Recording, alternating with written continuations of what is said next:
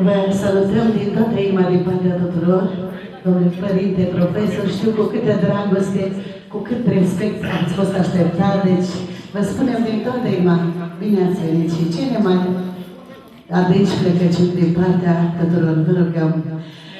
Viața frumoasă dacă o trăiești, simplu omenește, alături de cei dragi.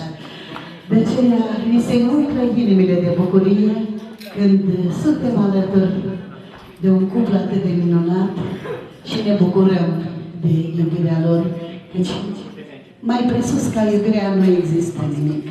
Iubirea este însuși Dumnezeu și Dumnezeu este iubire.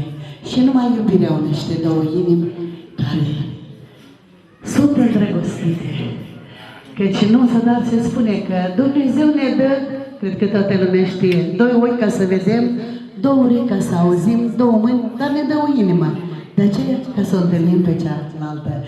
Taisia și cu Andrei s-au întâlnit. Două inimi pline de iubire, care începând cu ziua de azi, vor păși împreună pe făgașul fericirii. La mulți ani, eu nu știu dacă la Sereț se spune amar, dar să se pupe mine este așa o tradiție, da? Este? Cum credeți? Se poate? Să se pupe mine, amar, dragii noștri, vă rog să mă sprijiniți.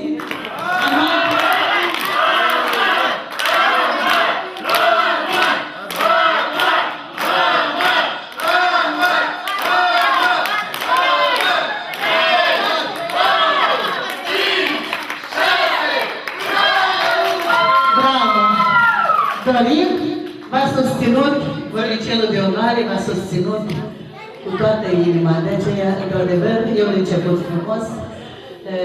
Așa să vă iubiți toată viața, cum vă vedem, să ajungeți la nunta de argint, să ajungeți și la nunta de aur. Mi-amintesc un caz.